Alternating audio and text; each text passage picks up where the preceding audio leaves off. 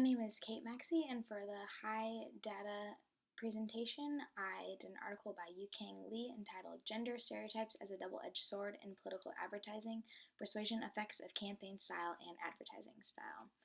Some of the prior research included studies that had addressed whether there are differences between male and female candidates with regards to their styles of spot ads and campaign themes, and some previous results have showed that there's inconsistent and contradictory forms, and that the nature of negative advertising may facilitate attention, message elaboration, and systematic processing.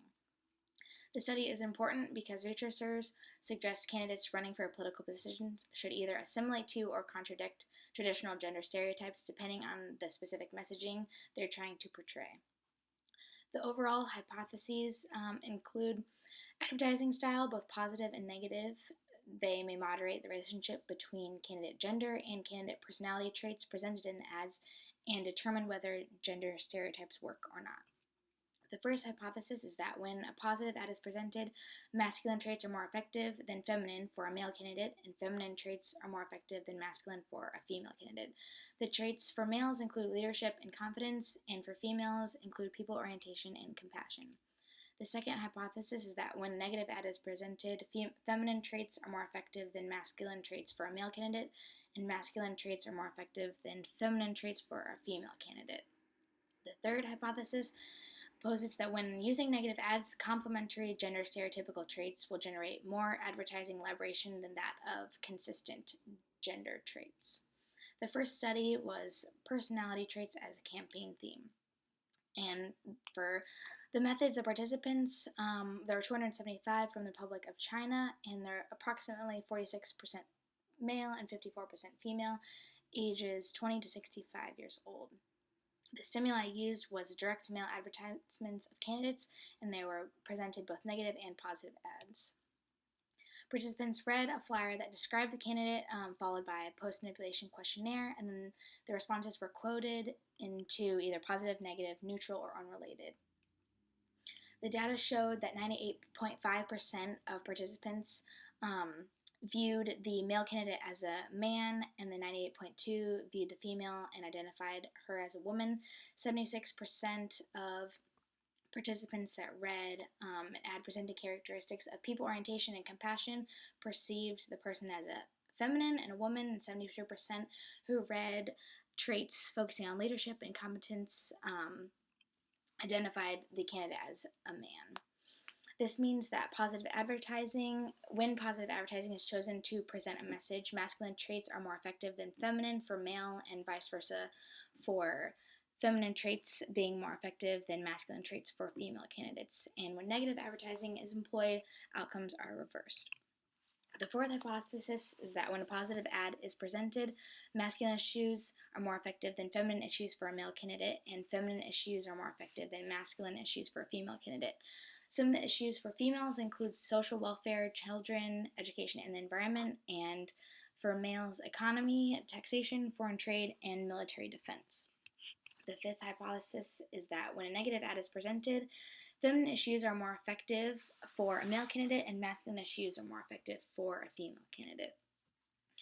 The last hypothesis is that when a candidate uses a negative ad, it's beneficial to use complementary gender stereotypical issues, which will generate more advertising elaboration than consistent gender stereotypical issues. The second study was issue competency as a campaign theme. There were 268 participants, 49% male, 51% female, ages 20 to 68 years old. These participants also read a candidate's ad, and they emphasized either masculine or feminine issues, and there were positive and negative ads. The respondents stated whether the ad they read emphasized the feminine or masculine issues, and then once again, they were coded based on the comments. So the data showed that 97% of the participants who saw a male candidate's flyer identified them as a man, and 95% were identified as a woman. 91% of participants who read the issues of social welfare and education judged that the message was feminine, so they were a woman, and 94% of those who read issues of military defense and foreign affairs perceived the message as focusing on masculine issues, and they were a man. This means that when positive advertising is utilized, masculine issues are more effective than feminine for male candidates and vice versa for feminine issues and female candidates.